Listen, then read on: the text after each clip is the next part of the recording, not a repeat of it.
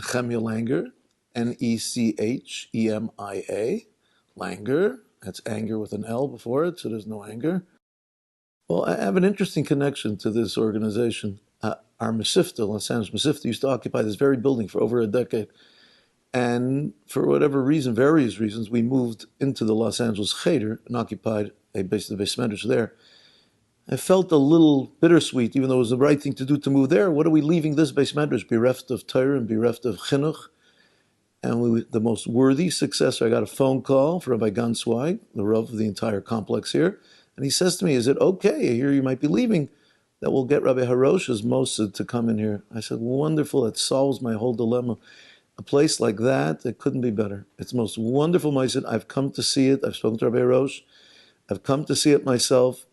We have even a son of one of our good, upstanding members of our community, of our shul, who's here, more than one actually. And I've been at a simcha of the children of this school. It is the most wonderful Mossad. It brings a smile to anybody who comes visit here. Rabbi Harosh builds up the spirit of each child, that their desire to accomplish knows no boundaries.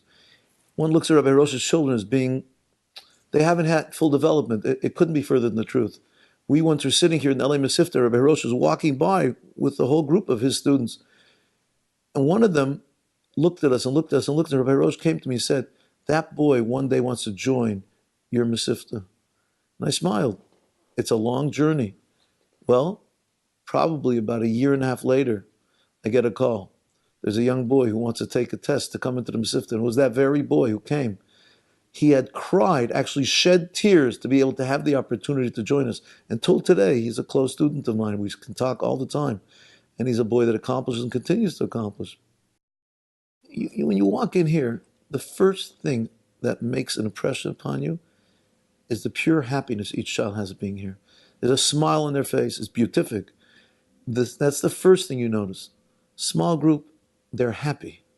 That's one. Two, you see the care of the staff, the devotion of the staff, the bond between staff and children. It's a wonderful thing. I'm afraid to say this, but maybe we should invite other institutions to come take a look. What is the secret how to make students happy and staff care? Because that's the key to every Mossad.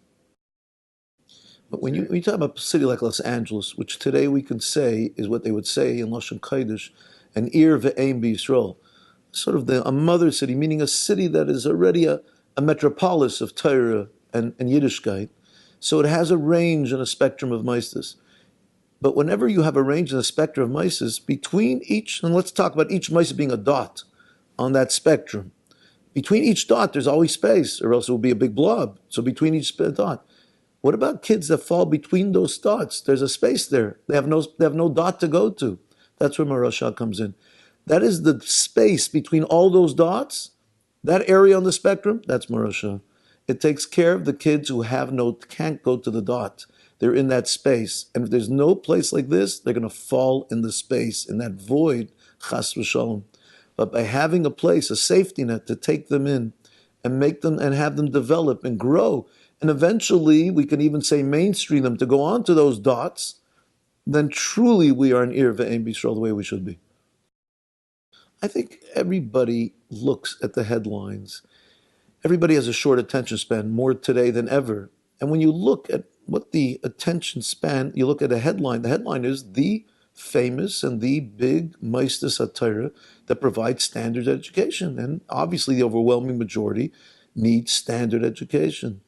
But when you think of every neshama, every holy neshama, every child who gets denied an education, a Jewish education, you multiply that by whatever it is, chas v'shalom, 10 or 15%, whatever the experts are saying in the secular world, of them not getting their Jewish education, then you realize what the need is. But it doesn't grab any headlines.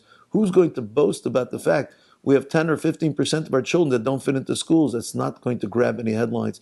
That's something that only somebody so sensible like Rabbi Harosh, who cares, whose heart is on his sleeve, who finds those 10 or 15% and finds to his utter dismay they have nowhere to go.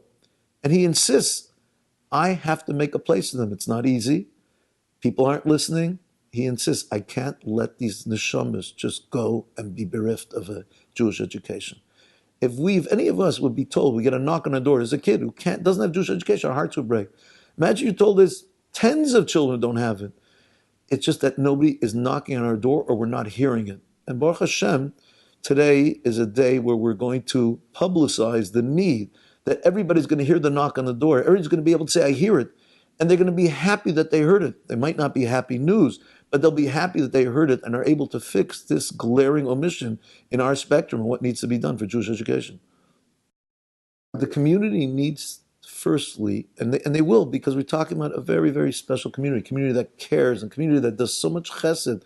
The entire world knows the Los Angeles community is a place of chesed, a place to come to for compassion, for help. It just needs the wake-up call to realize the glaring need of how many neshamas need this help, need this school that's really one basic resource room.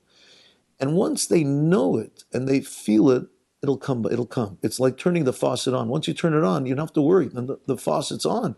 The water's going to come out.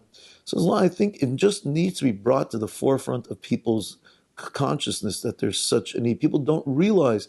They might think it's this, it's that, it's one person, maybe a person. No, they need to know there's a whole school's worth of need here that has to be brought to the fore. And once they know it and it's brought out, that's why it's so special to have an evening dedicated to that, that hopefully will solve this issue and not make it as if there's a question, will this Maiset survive? Rather, how will the Maiset thrive? It's not a question of survive, it's a question of how to thrive. And that has to be the change in status.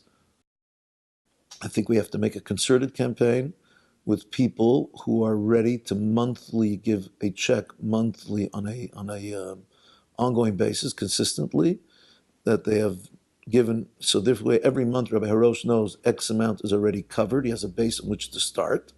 He knows this and this amount of kids already guaranteed a Jewish education. And from there, he can build up and say, let's take another child and another child, another child. And I think people will be happy to do, will be eager to do that. It's an excellent, let us say, dilemma facing people who are charitable and philanthropists. But there's 2 points that one must remember. There's a halacha that one should give a tenth. A fifth is certainly praiseworthy. Some hold it should give a fifth. But not more. The Gemara says not to give more than a fifth. Yet, the Shita Mukabetis and Ksubis says that when it comes to Talmud Torah, making sure that people have to learn, there's no limit. You can go over the fifth. This is Talmud Torah Derabim. This is it, Talmud Torah. Not only just Talmud Torah of Tinaika Shel Beis Rabim, children that will not have Jewish education otherwise. This is Talmud Torah of the highest level. This is the Takon of Yeshua ben Gamla and Bava Basra to make sure every child has a school to learn. So, thus, yes, there are priorities. Priorities mean you have a budget, there are limits, and then you have priorities. This is beyond the budget. This is not in the budget. This is something that doesn't have no relevance to budget. This is beyond it. That's one. 2, there's a halacha of aniyei ircha kaidmin. Your local impoverished people have precedence. There is no greater impoverishment than impoverishment spiritually. Because if one is impoverished physically, obviously it's terrible. Hopefully that will change. He'll have a break, someone will give him a job, someone will earn something. When one does not get spiritual sustenance when he's young, what chance does he have as he gets older? That's true impoverishment spiritually. So this is the true aniyah ircha, to have children not educated within a Torah realm and a Torah environment. So we have that aniyah ircha kaidin. So for that, if we're going to put it in the budget, it certainly has precedence. I'd like to just say that on a personal note, if one meets Rabbi Harosh and you didn't know he had this kind of a maisid, you just met him and knew and he tells you he's collecting for a worthy cause, will be already worth supporting. He's a person that one should walk after and follow for many miles because he means l'shem shamayim. He doesn't mean for himself. He doesn't need this. It's a lot of work, and perhaps one could even say aggravation. He does it purely l'shem shamayim. If it wouldn't be Rabbi Harosh, it would just be a maisid to help children that need their Jewish education. Chas v'sholom, we're the last stop here. If they don't get on at this stop, there's no bus to take them anywhere. They're going to be mired in a world without Jewish education. Nobody in today's world can be in a place without Jewish education. So for that alone, we did not know Rabbi Harosh, but just we're creating a maisid with no name, with no leadership, but just to save Jewish children, given Jewish education, that'd also be worth it.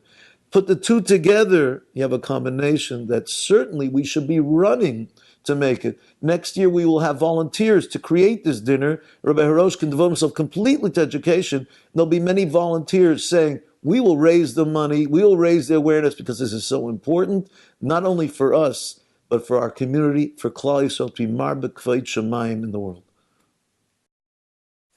I'm not a person of stature to give a bracha, but at least we can rely on Chazal, the Alti Birkas Hedyet Kala Beinecha, as my utmost and heartfelt bracha, that these children should receive the education that they deserve. They're holy Yiddish neshamas, heilige Yiddish neshamas. I've already had the privilege of spending time with several of these children. They are special, not in the terms that everybody uses today. When people use the term special today, they think of special education. No, I mean special the old way. They're special. These are good kids, special kids, bright kids, talented kids. They just have their own way of how they need to be educated. So our bracha is that their education should be realized and they should have the most wonderful Jewish education and grow up to be fine Yiddish kinderlach that are mekadosh Shem Shamayim, that are oved Hashem the right way, and bring a tremendous nachas ruach to Hashem. And we should all have that schus to be part of that, to bring Torah and kedusha into this world. We should be zeicha asidim but the knesiyah shababavel. The future, it's coming soon. All the shuls of chutzlords and all the meistes are going to go to Eretz Yisrael. One could be sure this meisid, although it might be small in numbers and not such a new building, is going to take its prominent place in Yerushalayim Rakeish B'Meher B'Yameinu Amen.